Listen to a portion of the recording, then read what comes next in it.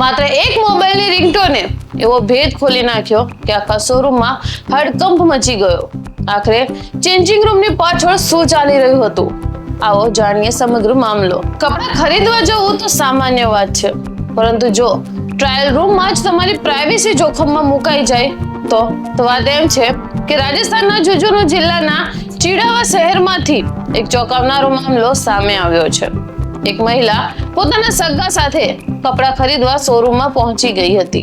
કપડાં ખરીદ્યા બાદ તે ચેન્જિંગ રૂમમાં ટ્રાયલ કરવા ગઈ, પરંતુ થોડાક જ પળોમાં મહિલાને કંઈક અજીબ લાગ્યું. ચેન્જિંગ રૂમમાં એક નાનું છિદ્ર દેખાયું અને તેને શંકા વધી ગઈ. ત્યારે જ અચાનક મોબાઈલ ફોનની રિંગ વાગી. મહિલાએ ધ્યાનથી જોયું તો તેને શંકા ગઈ કે આ કોઈ વ્યક્તિએ છિદ્ર પાછળની મોબાઈલ દ્વારા વિડીયો બનાવવાનો પ્રયાસ કરી રહ્યો છે. અને આ વાત સામે આવતા શોરૂમમાં ભારે હોબાળો મચી ગયો. મહિલાએ તરત જ પોલીસને જાણ કરી. પોલીસ ઘટના સ્થળે પહોંચી અને કાર્યવાહી શરૂ કરી.